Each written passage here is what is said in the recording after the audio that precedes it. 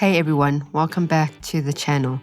Today's video is part 2 of my journey visiting New Beginnings Homestead with Dawn here in Cyprus, and I had the chance to see what she grows and how she lives off-grid. I learned so much from Dawn, from carob trees to horticulture, gardening and more. So let's start part 2 and see what she has growing on the other side of her land.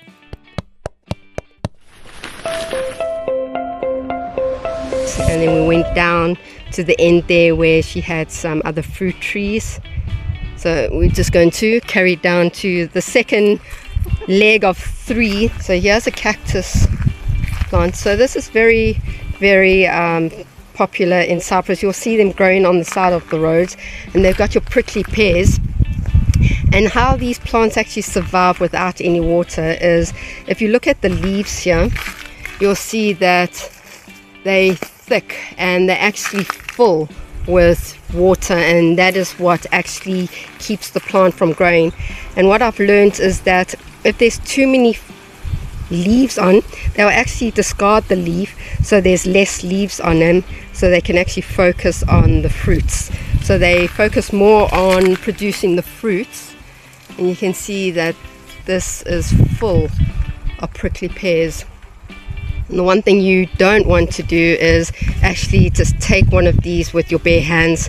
Once these thorns are in your hands, it is really sore, painful.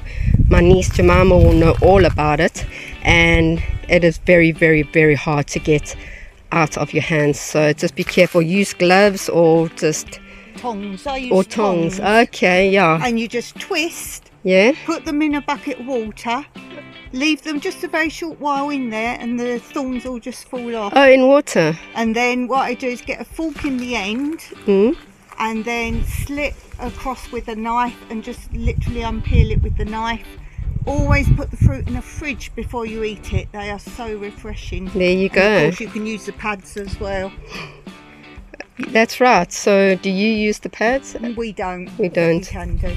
Yeah, I've heard about that. So that's the perfect way to actually get the prickly pears off of the cactus plant and peel them.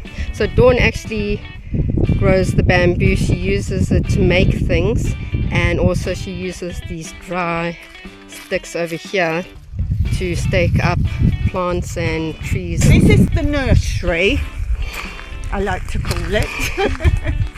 So I just do all my potting up, seeding, things I'm nurturing. That's my pomelo. Oh yes, mine is about the same size then. There you go. So we've also got a pomelo. This one looks very healthy. You can see the new leaves, they're the lighter color. And then the pomelo, just like a lime tree, it has a double leaf like that, you can see. So it's got a small leaf, and then so it's like a double barrel leaf. So that's a nice young one. I would say it's about 2 years old. Possibly, yeah 2 or 3. Okay, so this is the seeding place. And then here were 2 rabbit cages when we came here. Okay. Somewhere else, and because you know they grow rabbits here for food. But I put crates in and cat food bags and grow new seeds there. Okay. Then I can shut the lids and you don't get butterflies laying eggs. Fantastic! Yeah, that's so a good. These are all my new seeds I've started. There you go. Whole bunch of new seeds coming up here, seedlings. So what have we got growing? Got beans here. What are these ones? This is purslane. Okay. Which again you can just eat like that. You put in salads. Okay, so these bamboos that were grown on the other side, you can see they've actually used it up here for ceilings, like a roof ceiling, and over here, so they definitely get to use their bamboo. And then on this side you've got the vertical growing, so we're just going to go around and check that out. Oh, nice. This is mostly herbs, so our guests can come if they're doing their own cooking. They can come and pick. This is Malabar spinach,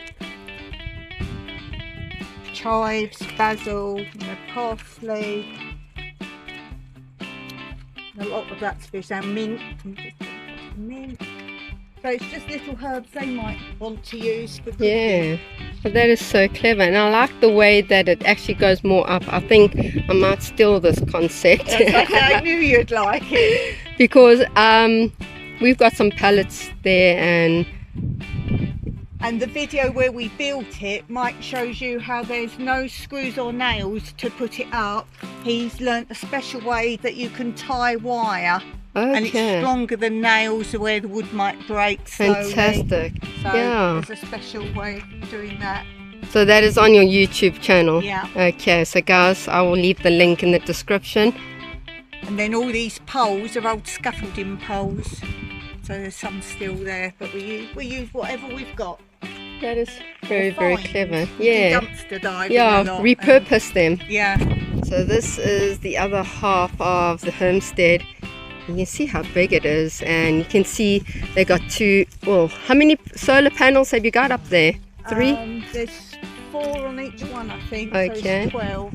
Okay. And So they tilt and turn, so they actually follow the sun during the day. Wow. Okay. So you get maximum sun. Okay, so they follow the sun. They are totally off-grid, so this is really, really nice to see how off-grid is working on this homestead. Oh, have that one. Is that one the right? Yeah, I think that's right. Take that one. Let me just see. You can both have one yeah. then. Let's try one out. Okay, so one of the figs. We've just had really big, very nice figs. Nice and juicy. That really big one. So it's your main one. My main one. And you just leave it. For now. Yeah. It's too much, so just Yeah. in. But then later on I'll go through it.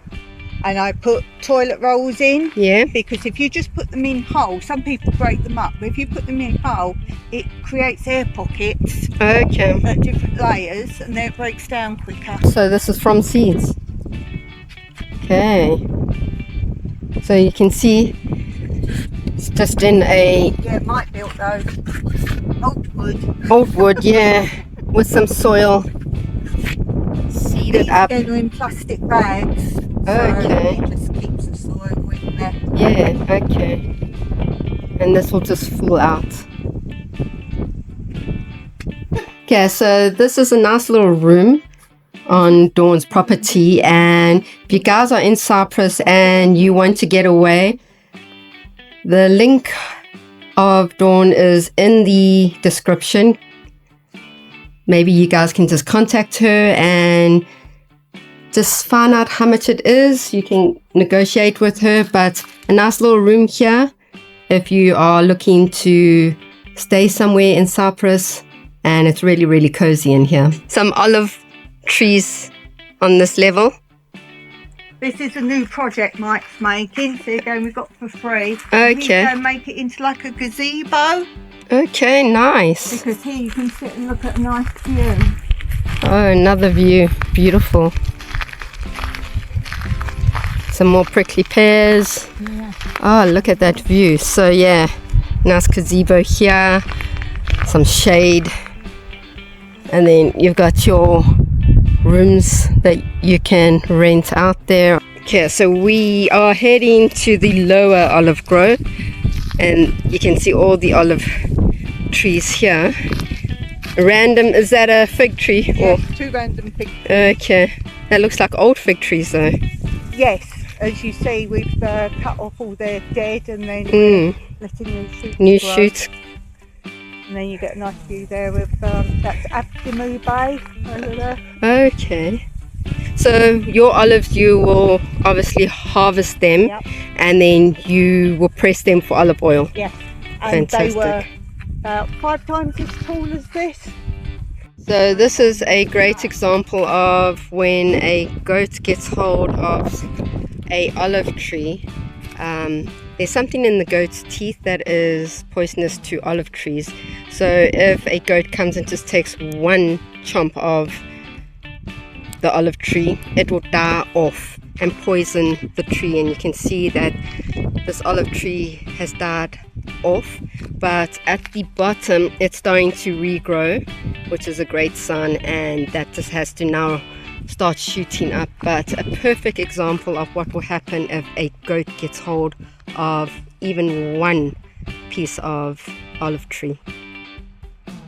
So over here we've got some pomegranates. You can see there's some beautiful pomegranates on this tree, and we saw in the villages how big these pomegranates get. So these are still probably a few years old, but as we saw in the village, they grow massive. So you can only imagine how big they can get, but you'll probably keep them to a certain size, right? Yeah, we do it. As you see, the fence is quite low here. Yeah. We want to stop goats. Okay.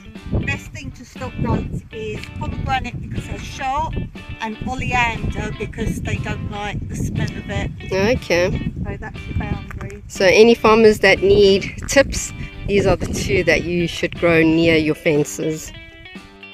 Which they did for the borehole, did they? This is their generator. It's massive. Massive. Italian. It's Italiano. Absolutely gorgeous. Such old gates here as well. With massive solar panels, water tanks. And then on the roof, obviously. Oh wow, yeah. Some more figs. Is your figs all different varieties, or you? Yes. Yeah, they're quite big. I've picked some off of that already. With some more Nice big. So I might build all the steps and all the landscape. Oh, These. another orange. It's a lemon tree. Lemon tree. Yeah, I can see that. And they built another little terrace there where they can pop in the shade in the morning. And that was the completion of the homestead. My tyres that are growing. Yeah. So that's another method you can grow is in tyres And raised beds. and raised beds. That's how we do it, in raised beds, in pots, in the ground, in tyres. And you would think that Cyprus is like a dry island, but the soil quality is actually very good here. Almond tree. Okay, yes. So that was the tour with Dawn. Thank you so much for having us here. And yeah, I will leave the description, the link for Dawn's YouTube channel in the description. Go take a look. There is so many nice useful videos there, and she talks about what she builds, the homestead itself, and it's just so educational that is the one reason I had to come visit this homestead in Cyprus, because it just fascinated me, and the videos are just absolutely gold. So thank you so much for having us, Dawn, and hopefully in the next 2 years I can come back and visit. Absolutely. I hope you enjoyed this beautiful tour of Dawn's homestead here in Cyprus. We learned so much, from how they managed water off-grid to how carob trees were used to measure gold. Who knew? Don't forget to hit that like button, subscribe, and leave a comment below if you'd love to visit a homestead like this one. Also, go and check out New Beginnings Everyday Life in Rural Cyprus on YouTube, where they share amazing knowledge and where you can grab an idea or two for your own homestead. Link is in the description. Until next time, see you guys all on the next adventure.